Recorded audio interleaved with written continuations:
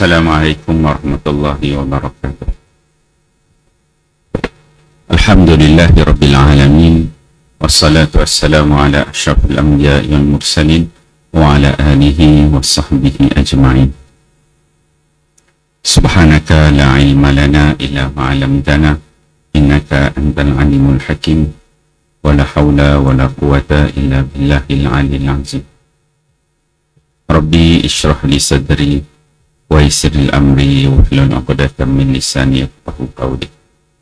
Allahumma 'allimni ma jahiltu wa zakkirni ma nusitu, amma ba'd. Yang dikasihi tuan-tuan imam, tuan-tuan Bilal, tuan-tuan Siap, Nazir, pengurusi masjid, ahli jawatan kuasa masjid, para asatizah, para alim ulama, tuan-tuan guru, hadirin hadirat muslimin muslimat yang dikasihi sekalian. Alhamdulillah, syukur kita kepada Allah Subhanahu wa taala pada pagi ini Allah mengizinkan kita sama-sama untuk hadir ke masjid ini untuk solat subuh berjemaah. Seterusnya Allah memberikan sedikit kelapangan waktu untuk kita sama-sama duduk selepas subuh untuk mendengar tazkirah kuliah subuh pada pagi ini. Moga-moga Allah Subhanahu wa taala mengurniakan keberkatan kepada kita semua. Allah memberikan keampunan kepada kita. Allah merahmati kehidupan kita. Alhamdulillah pada pagi ini hujan kat luar. Pagi-pagi hujan rahmat pada pagi ini. Dan ada sebahagian lain nak datang tak dapat datang sebab hujan. Niat tu ada dah, niat nak datang tapi tak dapat datang sebab hujan. InsyaAllah muslimin muslimat hadirin hadirat yang dikasihi sekalian, InsyaAllah pada pagi ini kita akan sambung pengajian kitab kita. Kita menggunakan Tafsir Al-Munir, Juz'u Amma, karangan Dr. Wahab Az-Zuhaili. Naskah yang ada pada saya ini ialah naskah dari Persatuan Ulama Malaysia, diterbitkan oleh Intel Multimedia Publication. At-Tafsir Al-Munir fil Aqidah Wasyariah wal Manhaj, Dr. Wahab Az-Zuhaili. Kita telah membicarakan surah An-Naba, telah selesai kita bicarakan, dan sekarang kita berada pada surah An-Nazi'at, dan kuliah kita yang terakhir, kuliah yang terakhir ikut pada buku saya ini ialah pada 5 hari bulan 2 yang lalu. Selama dah 3 bulan lebih kurang, dan lepas tu kita dengan Ramadannya, dengan Syawalnya kan, jadi pelbagai masyaqqah, benda-benda yang perlu kita selesaikan. Namun demikian, tradisi mengaji, tradisi menuntut ilmu, menimba ilmu ini perlu diteruskan. Di mana juga kita berada, di mana Allah campak kita, maka diri kita ini perlu kita isi dengan keimanan, dengan ketakwaan, dengan ibadat-ibadat. Yang mana semua perkara-perkara tersebut tidak boleh tidak perlukan kepada ilmu. Untuk memahami agama Allah, untuk memahami Al-Quran, untuk memahami hadis Nabi sallallahu alaihi wasallam, untuk memahami akidah, untuk memahami hukum-hukum syariah, semuanya memerlukan kepada ilmu. Dan kita dan suasana kita sibuk bekerja kan, masing-masing dengan masalah keluarga, program keluarga, pejabatnya, kita cari dah ruang dan peluang yang mana kita boleh menambahkan keimanan, boleh menambahkan ilmu di dalam diri kita. Antaranya ialah kuliah maghrib, kuliah subuh ni kita cari ruang dan peluang untuk kita hadir. Cari tajuk-tajuk yang diajar oleh para asatizah yang sesuai, yang boleh menambahkan ilmu itu yang kita rasa selesa untuk kita hadir. Allah Subhanahu wa taala nukilkan dalam Al-Quran, yarfa'illahu allazina amanu wallazina utul ilma darajat. Allah dia mengangkat golongan orang yang beriman dan golongan yang ada ilmu ni darajat, kata Allah. Maksudnya ada label, ada tingkatan yang khusus yang Allah Taala angkat disebabkan kita ni ada ilmu pengetahuan. Dan dengan ilmu pengetahuan ni lah kita jauh daripada kejahilan. Dengan ilmu ni lah yang akan membawa kita kepada syurga Allah. Dengan ilmu ni lah menjadikan kita semakin bertakwa. Dan Nabi SAW banyak dalam hadis memberi perumpamaan orang yang ada ilmu dengan orang yang ada ibadat. Seumpama apa? Seumpama bulan dalam kalangan bintang-bintang yang ada. Jadi bulan tu cerah. Nabi berikan perumpamaan orang yang ada ilmu seumpama aku ni dibandingkan dengan kamu, para sahabat yang paling rendah. Jadi jauh beza antara orang yang ada ilmu dengan yang tidak ada ilmu. Jadi kehadiran tuan-tuan pada pagi ini memang tepat pada masa dan tempat ni. Nak balik pun tak boleh, hujan kan. Jadi kita duduk je lah sini kan. Okey. Surah An-Nazi'at, kita dah cerita sikit tentang surah An-Nazi'at.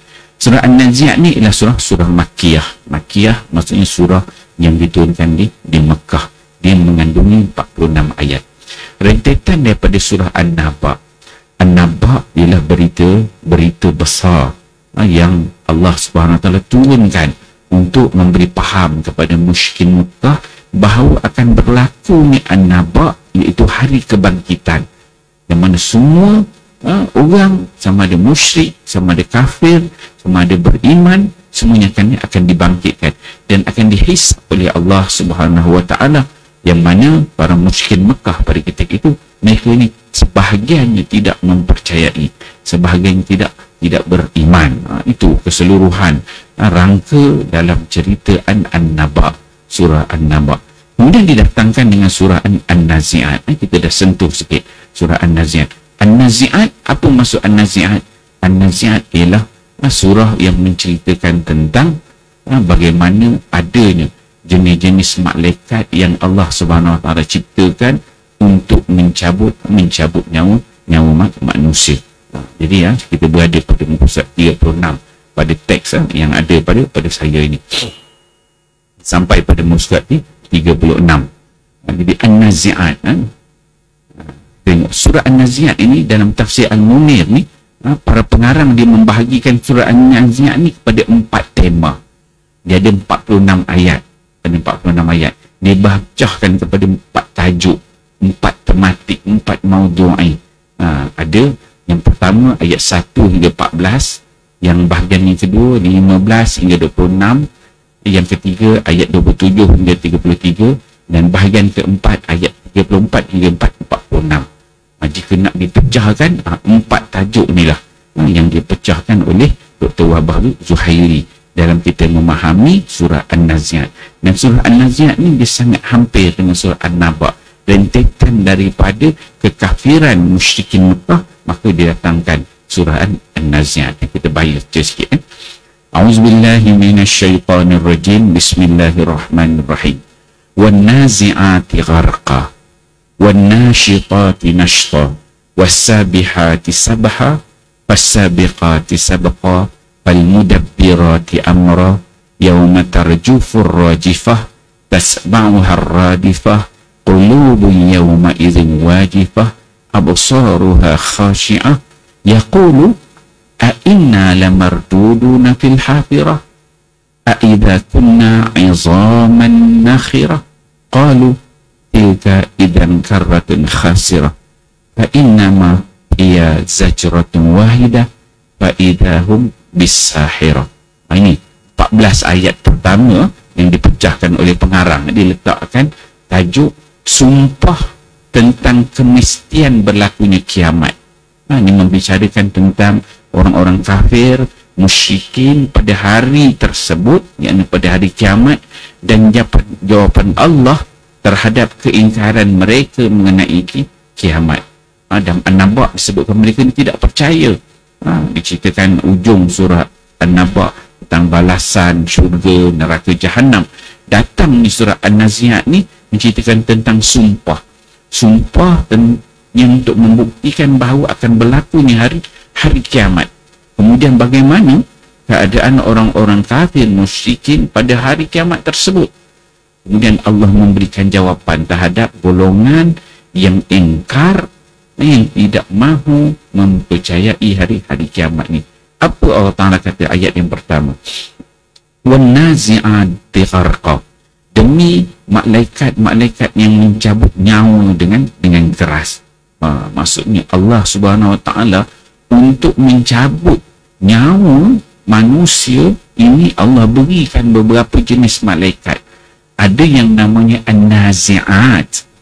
Surah ni letak dengan surah An-Nazi'at, sempena ayat pertama daripada surah ini, An-Nazi'at. An-Nazi'at memberi maksud, membawa maksud malaikat yang Allah khususkan, Allah Ta'ala cipta untuk mencabut nyawa orang-orang kafir dengan keras. So bagi orang kafir ni yang An-Nazi'at gharqa, yang mana dalam hadis apabila disebutkan, diceritakan bahawa apabila kita ni nak mati nanti, nyawa nak tertanggal, kita dah sampai garah, dah sampai kongkong, masa ketika itu kita dah sakarat, kita dah mabuk dah, Allah Subhanahu Wa Ta'ala dah mula buka hijab dah. Ketika itu kita nak mati dah, anak-anak kita, keluarga kita dengar nampak, dan kita dah mula dibuka hijab dengan alam di sebelah sana, alam barzah, dah buka hijab. Pada ketika itu, beberapa saat sebelum kita mati, kita dah nampak datang malaikat, orang lain, orang sebelah kanan kita, di kiri kita, isteri kita, anak kita, suami kita baca Yasin, adik-beradik kita baca Yasin sebelah kiri kita. Ketika itu kita dah mula nampak ada makhluk lain yang datang. Orang lain tak nampak, kita je pada ketika itu. Mungkin mata kita dapat, tak semestinya mata kita terbuka pada ketika itu baru kita nampak, tidak.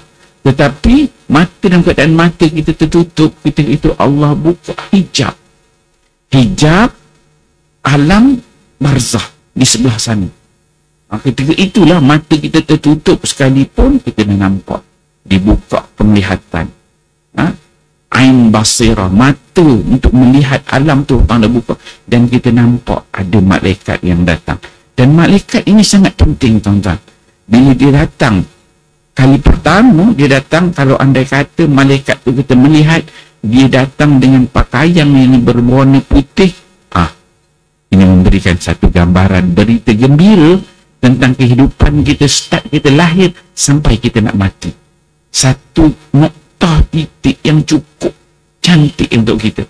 Kita nak mati, sebelum mati itu nampak yang datang tu malaikat pakai pakaian berwarna putih. Memberikan kelegaan pada kita bahawa perjalanan kita seterusnya, kita ni disambut oleh malaikat yang akan membawa kita kepada kebaikan. Tapi kalau andai kata ketika mana kita nak mati tu Allah Ta'ala buka hijab, maka ketika itu kita nampak malaikat yang datang itu memakai pakaian yang berwarna hitam. Bila dia datang dengan pakaian warna hitam, Allah Rabbi, maksudnya kita dah nampak titik permulaan kehidupan kita di alam akhirat, alam barzakh akan membawakan kepada keburukan dan azab Allah Subhanahu Wa Ta'ala. Maka An-Nazi'at ini, yang namanya An-Nazi'at ini, bukan malaikat yang akan mencabut dengan keras, malaikat yang akan mencabut nyawa orang-orang yang kafir. Pasti dia akan datang memakai pakaian yang berwarna hitam. Itu An-Nazi'at. Wan-Nazi'ati gharqa. Dan sifat malaikat ini gharqa. An-Nazi'at ini dia mencabut dengan dia sentap dengan tanpa ada belas kasihan. Jadi bila orang kafir dia dengar, musyrik dengar, tak percaya, tiba-tiba dia ceritakan sebegini, ada malaikat cabut dengan keras orang yang kafir. Kemudian ayat yang kedua, dan Allah mulakan itu wan-nazi'at. Waw ini waw qasam. Waw qasam ni maksudnya Allah tu bersumpah, demi, dia kata, sesungguhnya, sumpah Allah. Dia kata waw tu waw qasam, demi, dia kata, demi malaikat yang mencabut nyawa dengan keras. Kemudian ayat yang kedua, Allah Ta'ala menyebutkan wan nasyitati nashta. Allah Ta'ala bersumpah pula dengan malaikat yang disebut nama dia An-Nasyitat. An-Nasyitat ini ialah malaikat yang akan mencabut nyawa orang-orang yang beriman. Bagaimana cara dia mencabut nyawa orang beriman? Wan nasyitati tinashta. Dia mencabut dengan lemah lembut. Ini yang malaikat yang datang dengan pakaian yang berwarna putih. Jadi kita mengharapkan kita, tuan-tuan, kehidupan kita akan berakhir nanti. Minta doa sebelum kita dicabut nyawa itu, dapat tengok malaikat yang datang itu bila dibukakan hijab tu, pakai jubah yang berwarna putih, pakaian yang berwarna putih. Bila tengok tu, lega. Maksudnya perjalanan kita seterusnya disambut oleh malaikat yang baik, yang nampaklah perjalanan mula tu dia akan terus kepada kebaikan, insya-Allah. Okey, itu juga Allah Taala bersumpah dengan malaikat-malaikat tersebut. Kemudian ayat yang ketiga, wasabihati sabha, dan malaikat-malaikat yang turun dari langit dengan cepat. Ada jenis malaikat yang namanya sabihat, yang mereka ini turun dari langit dengan cepat. Satu malaikat kita mengetahui dia ni diciptakan daripada cahaya, daripada nur cahaya. Kemudian Allah sebut lagi malaikat ni turun dengan cepat. Dahlah dia tu cahaya bergerak pantas, tetapi ini lagi cepat. Cuma kita tak tahu berapa jauh di sana arash Allah Subhanahu Wa Taala, dan bagaimana malaikat-malaikat itu bekerja. Pastinya di bawah arahan dan apa yang Allah kehendaki. Yang ketiga, ada malaikat yang namanya sabihat. Kemudian ayat yang keempat, Allah Taala tersebutkan fasabiqati sabqa, dan malaikat-malaikat yang mendahului dengan kencang. Malaikat ini, ayat pertama Allah Taala sebut dengan waw, demi. Dua dengan waw juga. Ayat ketiga waw, demi. Allah bersumpah demi malaikat ini, demi malaikat ini, demi malaikat ini. Tiga ayat. Allah Taala datangkan ayat yang keempat, fasabiqati sabqa. Ini adalah sumpah juga.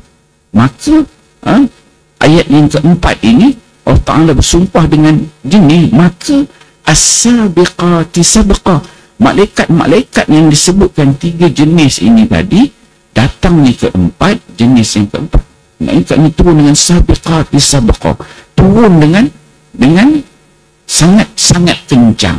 Sabiqati sabqa, mendahului dengan laju, dengan kencang, ikut arahan Allah Subhanahu Wa Taala, yang kemudian datangkan dengan ayat yang kelima, wal mudabbirati amra, dan malaikat-malaikat yang mengatur urus dunia.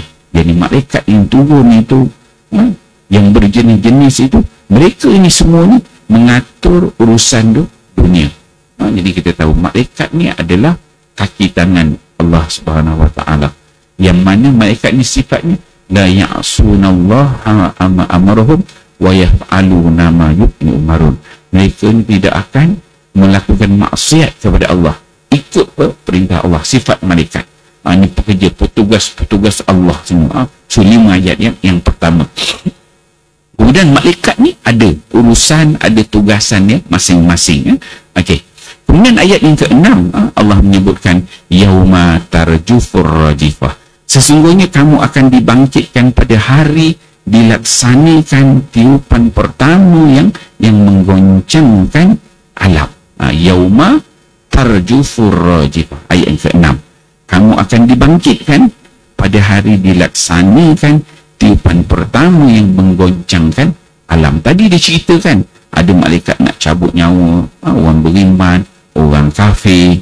Kemudian ciri-ciri malaikat itu disebutkan. Maksudnya 5 ayat pertama ni menceritakan tentang kematian. Semuanya akan mati. Yang bernyawa semua akan mati. Yang beriman, tidak beriman, kategori yang berbeza, semua akan mati.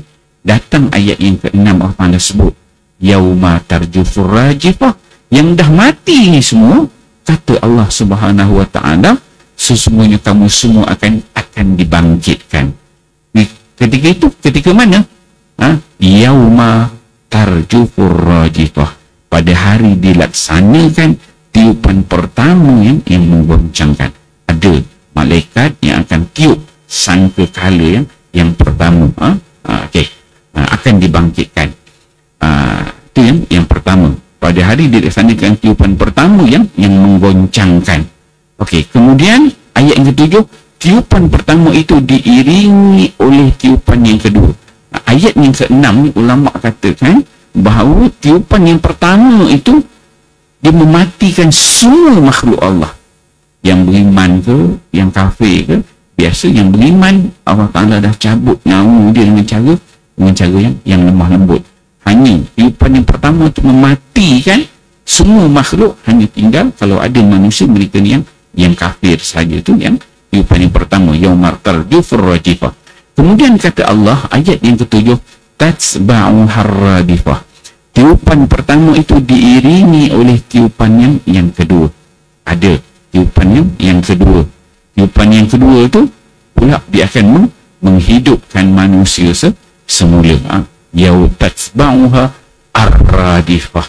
Antara tiupan pertama dengan tiupan kedua tu, tu yang kita akan baca, bincangkan berbagai pandangan ulama. So dia ada dua tiupan. Tiupan pertama mati, tiupan kedua dibangkitkan semula. Kemudian ayat yang ke-8 Allah Ta'ala menyebutkan qulubu yawma idin wajifah. Hati-hati manusia pada waktu itu sangat takut. Bila mana kita dah dibangkitkan tiupan yang kedua, jadi semua akan merasa takut. Yang beriman, yang bertakwa, yang kafir tentu lagi, yang musyrikin telahlah lagi. Kita yang beriman, yang bertakwa dengan Allah pun rasa takut. Para nabi, para anbiya, para salihin, semuanya rasa takut. Sehingga kan dalam hadis-hadis disebutkan para nabi ini pakai sebut nafsi yang mana akhirnya kita akan bertemu, cari Nabi Muhammad sallallahu alaihi wasallam. Nabi yang lain pun kata tak mampu untuk handle pada hari yang punya takutnya hati-hati manusia.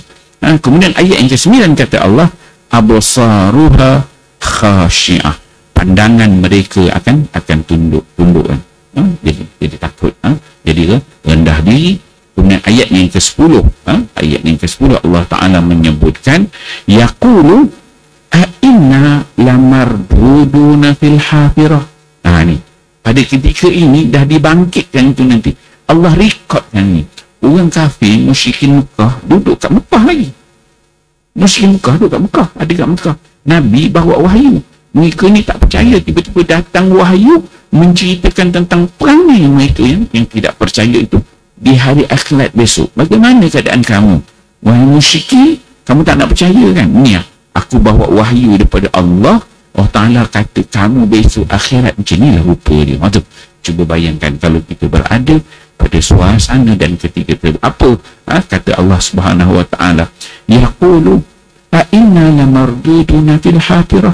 Orang-orang kafir berkata, apakah sesungguhnya kami benar-benar dikembalikan kepada kehidupan semula? Mereka bertanya, orang kafir.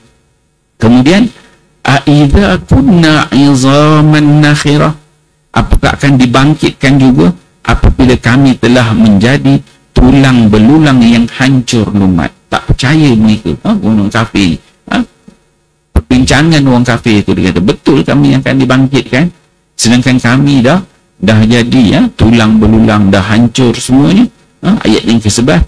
Kemudian ayat yang ke-12, Allah Ta'ala katakan qalu tilka idzan karratun khasirah.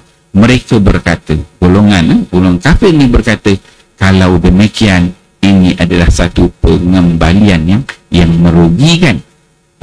Ayat yang ke-13, fa innama hiya zajratun wahidah. Sesungguhnya pengembalian ini hanyalah dengan satu kali tiupan saja. Ketidakpercayaan golongan kafir itu, yang mana mereka merasakan bahawa mereka ni dah hancur, jadi tulang belulang, jadi mustahil mereka ni boleh bangkit jadi manusia semula. Allah tempelak mereka. Allah Ta'ala kata apa? Allah Ta'ala fa innama hiya zajratun wahidah. Allah Ta'ala kata aku nak bangkitkan ni satu kali tiup je. Allah Ta'ala tiup sekali je, semua bangkit. Hebatnya Allah. Allah Ta'ala nak ceritakan betapa mudahnya untuk Allah Ta'ala membangkitkan musyrikin, orang kafir ini. Kemudian ayat yang ke-14 kata Allah Ta'ala katakan fa idzahum bisahirah, maka dengan serta merta mereka hidup kembali di permukaan bumi. Dengan sekali tiup aja semua akan bangkit. Habis itu bahagian yang pertama, 14 ayat yang pertama, sumpah tentang mestinya akan berlaku hari kiamat. Keadaan bagaimana orang kafir musyrikin pada hari tersebut Allah Ta'ala ceritakan. Kemudian Allah Ta'ala jawab bagaimana mereka ni ingkar dengan hari kiamat itu. Alright, 14 ayat. Kemudian pengarang dibawakan sini sebab turun ayat. Jadi biasanya mana-mana surah, mana-mana ayat ni, ada ayat Al-Quran ni yang ada asbabun nuzul, sebab turun dia. Ada ayat-ayat yang tidak ada sebab nuzul, memang Allah Ta'ala turunkan begitu sahaja. Dan kadang-kadang ayat-ayat yang turun sebab nuzul itu tidak keseluruhan surah, sebahagian surah saja. Maka di sini disebutkan sebab turun ayat yang nombor 10 dan nombor 12. Nombor 10 tadi apa? Nombor 10 yang Allah sebutkan, iaitu berkaitan dengan yaqulu a inna lamarduduna fil hafirah. Orang-orang kafir berkata, apakah sesungguhnya kami benar-benar dikembalikan kepada kehidupan semula? Itu ayat 10. Kemudian ayat 12 mereka berkata, kalau demikian ini adalah satu pengembalian yang merugikan. Jadi sebab turun ayat ini adalah ayat 10 dan juga ayat 12 surah ini. Dia kata Sa'id bin Mansur telah meriwayatkan daripada Muhammad bin Ka'ab, katanya, apabila diturunkan firman Allah, apakah sesungguhnya kami benar-benar dikembalikan kepada kehidupan semula? Orang-orang kafir Quraisy berkata, sekiranya kami dihidupkan kembali, maka nescaya rugilah kami. Bila Nabi SAW berdakwah kepada golongan musyrikin Mekah, golongan kafir, Nabi ceritakan begini Islam, begini hari kiamat, begini an-naba, begini kebangkitan, begini azab, begini kehidupan setelah kita mati. Maka mereka kata, betul ke kami ni akan dibangkitkan balik? Kalau betul kami dibangkitkan, rugi sungguh ni. Orang kafir dia. Lepas cakap tu, turun surah An-Naziat, 14 ayat ini. Satu surah ni lah, tapi yang difokus pada ayat 10 dan 14 ini. Okey. Tafsir dan ulasan daripada pengarang. Firman Allah Subhanahu Wa Taala bermaksud, demi malaikat-malaikat yang mencabut nyawa dengan keras dan malaikat-malaikat yang mencabut nyawa dengan lemah lembut. Itu yang saya katakan tadi. Ada malaikat yang mencabut dengan keras, mencabut dengan lemah lembut. Dan malaikat-malaikat yang turun dari langit dengan cepat, dan malaikat-malaikat yang mendahului dengan kencang, dan malaikat-malaikat yang mengatur urusan dunia. Ini ayat 1 hingga ayat 5. 1 hingga 5 ni macam satu tajuk, satu potongan daripada 14 ayat ini. Allah bersumpah dengan malaikat yang bertugas mencabut nyawa orang-orang kafir daripada jasad mereka dengan kuat dan ganas. Memang Allah Ta'ala beri arahan, jenis kafir ni cabut dengan ganas, dengan kuat. An-Nazi'at, dia katakan roh mereka ditarik dari tempat yang paling atas daripada jasadnya. Jasad maksudnya daripada kepala tu ditarik, disentap dengan ganas, dengan keras sangat. Kemudian sedang roh orang-orang mukmin dicabut dengan cepat, lembut dan mudah. Beza. Kalau yang kafir ini dengan cara ganas dan kuat, kalau orang mukmin dicabut dengan cara bagaimana? Dengan cepat tapi lembut dan mudah. Ada beza tu. Dia cepat tu, dicabut dengan cepat, tapi cara cabut itu lembut. Yang tadi dicabut dengan ganas dan juga dengan kasar. Tapi orang Islam ni cabut dengan cepat, dicabut, kemudian lembut, cara dia tu lembut dan dia jadi mudah. Nak describe saya pun tak reti, sebab saya bukan malaikat. Saya pun tak mati lagi, tak tahu cerita kan. Kalau dah mati mungkin boleh cerita. Tapi maksudnya beza. Biasa kalau kita dengar kuliah-kuliah, orang cerita mati, nak mati ni cerita azab, takut, cabut nyawa, mengerikan. Betul lah. Tapi yang diceritakan oleh ustaz-ustaz tu, cerita tentang golongan kafir. Tapi macam tuan-tuan ni, muka pagi-pagi bercahaya kan, muka orang beriman, orang bertakwa ni, beza cara mati dia. Dia taklah macam mati orang kafir. Maksudnya nyawa kita ni cabut dengan cepat, kemudian lembut, kemudian mudah tanggal nyawa daripada badan. Maksudnya sakit tu tetap sakit. Dalam hadis disebutkan, Nabi kata paling letih pun macam sebagaimana kalau binatang tu disiat kulitnya, sakit, tetap sakit. Sebab dia nak roh kita yang dah bersatu dengan badan ni nak tanggal, tentu sakit, kan? Tapi itu adalah yang ringan, tak berat mana. Sakit tu tentu ada, kan? Okey. Allah bersumpah dengan para malaikat yang turun dari langit dengan pantas semata-mata menunaikan perintah Allah Subhanahu wa taala. Allah bersumpah dengan malaikat yang mengiringi roh-roh orang mukmin ke syurga. So tu malaikat yang turun naik dengan cepat tadi, kena Allah Taala bersumpah. Ada malaikat yang dalam 5 ayat ni, ada malaikat yang mengiringi roh-roh mukmin ke syurga untuk naik ke atas, menguruskan perkara yang halal dan haram. Itu yang dikatakan fal mudabbirati amro, malaikat yang mudabbir, dia menguruskan di muka bumi ini dengan perintah Allah, menguruskan perkara yang halal dan haram, dan mentadbir angin serta hujan bagi penduduk bumi dan lain-lain. Maksud malaikat ni dia mentadbir bukan bumi je, semua kita nampak bumi je, planet-planet lain pun, Pluto ke, matahari ke, bulan, bintang, semua ditadbir oleh malaikat Allah Subhanahu wa taala. Kan? Dikatakan bahawa urusan mentadbir dunia diserahkan kepada 4 malaikat. Ni qila.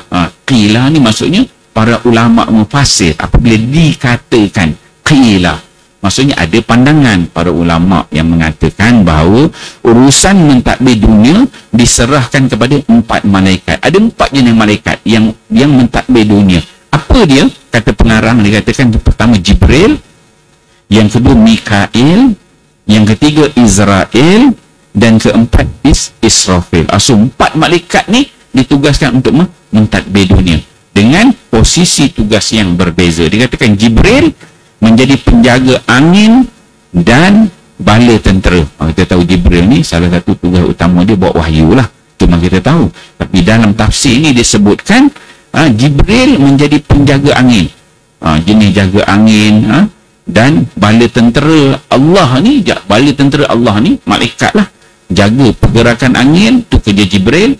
Kemudian tentera Allah, malaikat-malaikat ni juga Jibril, dia punya chief dia kan, chief dia malaikat Jibril. Itu yang pertama, malaikat pertama. Yang kedua kata pengarang Mikail. Mikail ni dia menjadi penjaga hujan.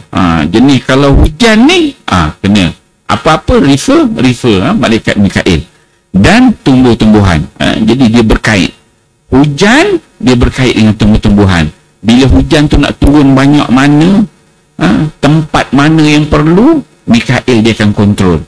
Dan dia tahu bila nak turun air banyak ini, boleh tumbuhkan pokok banyak ini, nak suburkan tanah, semua itu Mikail. Bahagian rezeki pokok-pokok tumbuh-tumbuhan ni dia kontrol. Tu peranan Mikail. Kemudian yang ketiga kata pengarang ialah Israel. Israel menjadi petugas mencabut nyawa. Itulah malaikat Israel ni tukang cabut nyawa. Itu yang ketiga. Dan yang keempat Israfil. Israfil merupakan malaikat yang turun dengan tugas-tugas khusus. Ni ada special branch, special course dia ada turun. So malaikat ni ada jenis malaikat yang Israfil ni juga biasa disebut Israfil ni tukang tiup trompet.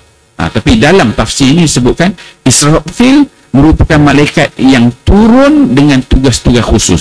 Kalau ada kes-kes special khusus, maka yang dihantar ialah malaikat Israfil.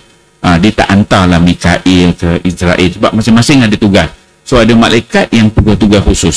Supalah tuan-tuan, kita bila meeting buat apa-apa program, akan ada satu biro tugas-tugas khusus kan. Bila ada special case apa-apa nak kontrol, orang ini dia take over, dia cover. So dalam konteks malaikat, namanya ialah malaikat Israfil, kata pengarang. Okey. Kemudian pengarang dibawakan kata Hasan Al-Basri. Hasan Al-Basri ni ulama sufi dan ulama tafsir. Ini pandangan dia pada kata-kata Hasan Al-Basri, dinukilkan oleh pengarang. Kata Hasan Al-Basri, 5 ayat pertama, saya katakan ayat 1 hingga 5 yang wa, kemudian datangnya fa, qasam, sumpah daripada Allah. Kata Hasan Al-Basri, 5 ayat pertama iaitu perkataan dalam ayat-ayat yang disebutkan wan nazi'at wan nashitat was-sabihat fas-sabiqat fal mudabbirah. 5 itu, 5 perkataan itu maksudnya ialah bintang-bintang yang beredar pada tempat peredaran. Ini pandangan Hasan Al-Basri, pandangan ulama-ulama mufassir. Dia memberikan pandangan dengan tenang berpindah di antara buruj-buruj, di antara satu bintang ke satu bintang dan berjalan pada falaknya, pada tempat aliran, pada kedudukan yang sepatutnya, pantas ataupun perlahan. Maksudnya bintang-bintang ini bergerak pada tempatnya, pantas ataupun perlahan, merupakan satu arahan daripada Allah Subhanahu wa ta'ala. Hasan al-Basri diberikan pandangan. Dia kata 5 ayat pertama ni, kalau mengikut pandangan dia tak sebutlah malaikat-malaikat. Dia kata ini merupakan bintang-bintang, nama bintang-bintang yang beredar pada tempatnya, yang bintang-bintang ni bergerak dengan laju, dengan perlahan. Itu pandangan para ulama. Okey. Kalau kita tengok pandangan para ulama ni, dia datang zaman tabi'in dan selepas tabi'in. Nabi nak cakap ada wahyu, betul baru Nabi cakap. Sahabat diikut sunnah Nabi. Sahabat diikut sunnah Nabi. Nabi cakap ya, dia cakap ya. Kalau Nabi kata tidak, sahabat akan cakap tidak. Kalau Nabi diam, sahabat akan diam. Sahabat dia tak ada akhlak perangai bijak bertafsir, begitu tak. Sebab itu sahabat ini dia golongan yang siqat, kita percayai. Dia takkan cakap sesuatu yang Nabi tak cakap. Dia takkan tafsirkan begini-begini ikut pandangan dia, tidak. Dia akan bercakap, ada Nabi cakap dah. Sahabat dia akan bagi tahu. Dia mula memberikan tafsiran di zaman tabi'in ke belakang, baru dia memberikan tafsiran. Maka tafsiran para ulama ni ada yang benar, ada yang boleh dilihat, boleh dinilai. Sebab dia dah pergi kepada bentuk tafsiran berdasarkan ilmu, kefakaran, kefahaman mereka terhadap teks ayat-ayat Al-Quran. Maka Hasan al-Basri memberikan pandangannya. Ini pandangan aku begini-begini berdasarkan pembacaan dan kefahaman dia. Okey. Allah menggunakan perkataan amrun, tidak umur. Kalau kita tengok pada ayat yang kelima itu, fal mudabbirati amra. Dikatakan perkataan amra. Amra ni tidak perkataan umur. Apa beza dia? Maksudnya Allah menggunakan perkataan satu perkara. Bukan umur dia jadi banyak. Iaitu al-jinsu. Al-jins ni bahasa Arab dia lah. Al-jins atau kata nama bagi jenis urusan. Maksudnya Allah sebut singular. Senang kita kata singular. Satu. Yang 5 ayat tu Allah tak sebut semua sekali. Tak sebut plural. Ialah. Atau kata nama bagi jenis urusan. Sebarang urusan. Satu. Oleh itu dengan sendirinya ia menjadi kata jamak. Maksudnya apabila banyak tu dia membawa maksud jamak, membawa maksud plural. Menguruskan urusan alam ini pada hakikatnya adalah kerja Allah. Dia tadi dia sebut ayat pertama malaikat ni, ayat kedua, ayat ketiga, keempat, kelima. Ayat yang kelima fal mudabbirati amra. Maksudnya yang menguruskan urusan Allah. Tapi perkataannya tu Allah gunakan perkataan singular, bukan perkataan plural. Tapi dari sudut maksud dia akan merangkumi semua perkara, kata pengarang ini. Oleh itu dengan sendiri ia menjadi kata jamak plural. Menguruskan urusan alam ini pada hakikatnya adalah kerja Allah, tetapi disandarkan kepada malaikat. Tengok, dia katakan mengurus urusan alam ini pada hakikatnya adalah urusan kerja Allah. Allah yang mengurus, tetapi Allah ni ada tentera-tenteranya. Tetapi disandarkan kepada malaikat adalah kerana mereka pelaksana atau mereka adalah pemangkilnya. Jawapan kepada sumpahan dalam ayat ini tidak dituturkan. Jadi bila dia ada qasamnya Allah Ta'ala bersumpah. Allah Ta'ala bersumpah demi malaikat itu, demi malaikat ini, demi malaikat. Allah Ta'ala cerita je. Tapi al-muqsam alaih, benda yang disumpah tu untuk apa tu tak disebut. Kita biasa kalau kita sebut orang, dia akan ada orangnya, kan? Apa yang untuk tu dalam bahasa Arab pun begitu. Dia ada kaedah. Ada kaedah bahasa Arab, apabila Allah bersumpah kena ada benda yang disumpah itu.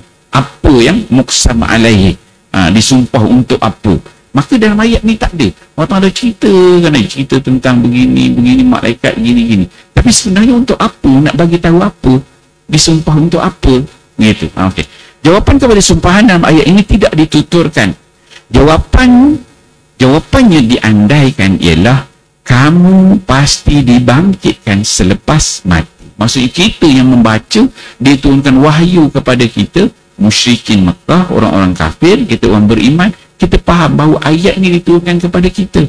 Yang memberi maksud, kita inilah yang akan pasti dibangkitkan selepas kematian. Itu disebut sebagai al-muqsam alaih. Dalil kepada kenyataan ini ialah keinginan mereka. Dalil kepada kenyataan ini ialah keingkaran mereka terhadap hari kebangkitan, sebagaimana yang disebutkan oleh Allah tentang mereka selepas sumpahan tersebut. Ada sambungan dia itu. Firman Allah sebagai mengungkapkan kata-kata mereka, yakni apakah akan dibangkitkan juga apabila kami telah menjadi tulang yang hancur lumat. Itu dalam ayat yang 11 tadi, yang dikatakan asbabun nuzul dia. Okey, tiga ayat yang pertama, kalau kita perhatikan, dia ni telah disandarkan, telah diatafkan dengan menggunakan huruf waw. Wan naziat, wan nasyitat, ada waw situ. Kemudian dua ayat yang terakhir, ayat 4 dan 5 itu, dia disandarkan dengan gunakan huruf fa. Wa, ayat 4 dan 5 guna fa. Itu.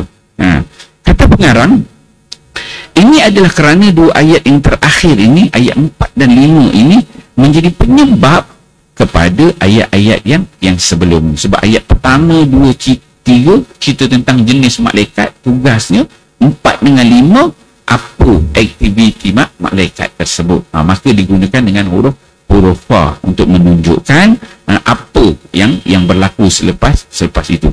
Demikian pendapat Zamakhsyari ni. Pengarang dinukilkan pandangan Imam Zamakhsyari. Jadi tuan-tuan, kalau kita belajar tafsir ini, macam-macam jenis tafsir. Antaranya satu ialah tafsir Zamakhsyari. Zamakhsyari ini dia ada satu kitab tafsir, nama dia Al-Kashaf.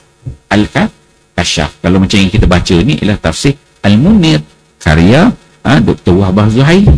Kalau Imam Az-Zamakhsyari, dia ada kitab dia tafsir dia Al-Kashaf. Kashaf ni nama sebut pun dah kashaf lah. Dia melihat benda-benda yang di sebalik, dia melihat banyak. Kashaf ni Zamakhsyari ni tinggi dari sudut bahasa, dia lughah dia tinggi, dari sudut nahwu sarah dia tinggi, dia sangat menguasai dan sangat dikaji oleh ulama-ulama dari dulu sampai sekarang. Kalau orang belajar bidang tafsir, Zamakhsyari nak tengok bahasa dia hebat, kebolehan dia idrak ilmi tu dia menguasai. Sangat dalam kefahaman dia tentang ayat-ayat tu. Setiap huruf, setiap perkataan itu dia olah dengan cukup cantik, walaupun di sudut akidahnya ada dipertikailah Mu'tazilah dan sebagainya, tapi di sudut ilmu bahasa dia cukup tinggi. Okey tuan-tuan, saya rasa kita berhenti kat situ dah pukul 7, kat 7.10 dah. InsyaAllah kita sambung nanti. Itu baru kita sampai kepada ayat 1 hingga 5. Dia bahagian pertama tu ada 14 ayat, 1 hingga 5 kerangkanya diberikan. InsyaAllah nanti kita tengok ayat 6 terus sampai 14 dan juga bahagian-bahagian yang lain. Jadi insyaAllah moga-moga bermanfaat kepada kita semua. Bila kita baca ayat-ayat begini, tafsir ni, apa sebenarnya yang kita nak? Satu, kita memahami kita ni bukanlah golongan kafir, walaupun dia dituduh orang kafir. Kita ni bukan kafir, kita ni orang beriman dah. Tapi dia memberikan kita kefahaman, menguatkan keimanan kita, keyakinan kita kepada Allah, dan kita mengharapkan ayat-ayat yang dibaca wanasyitati nashta, itulah kita, malaikat yang datang nanti mana kita mati dengan pakaian yang warna putih. Itulah yang kita harapkan, menambahkan keimanan, menambahkan keyakinan kita kepada Allah, menyebabkan kita beribadat tu semakin khusyuk, semakin mudah kepada Allah, dan kita ni semakin setiap hari bersedia untuk bertemu dengan Allah Subhanahu Wa Taala. Bila Allah Taala panggil, rasanya wala dengar gini, ketika mana kalau Allah Taala nak tarik nyawa kita, kata ya Allah, ya Tuhanku, aku dah buat yang terbaik ya Allah untuk kehidupan dunia ni, semampu aku dah buat ya Allah. Maka ketika itu radhiyallahu anhu wa radu'an, kita redha untuk bertemu Allah, Allah pun seronok untuk bertemu dengan kita. Jadi insyaAllah yang baik itu daripada Allah SWT sudah silap daripada kemahan diri saya. Auzubillah minasyaitanir rajim. Bismillahirrahmanirrahim. Alhamdulillahirabbil alamin wassalatu wassalamu ala asyrafil anbiya'i wal mursalin wa ala alihi wa sahbihi ajmain. Allahumma ja'al jam'ana hadza jam'an marhuma wa tafarruqana min ba'dihi tafarruqan ma'suma wa la taj'alillahumma fina wa la ma'na wa la man yattabi'una syaqiyyan wa la matruda wa la mahruma birahmatika ya arhamar rahimin. Rabbana atina fid dunya hasanah wa fil akhirati hasanah wa qina adzabannar. Wassallallahu ala sayyidina Muhammad wa ala alihi wasallam. Walhamdulillahi rabbil alamin. Assalamualaikum warahmatullahi wabarakatuh.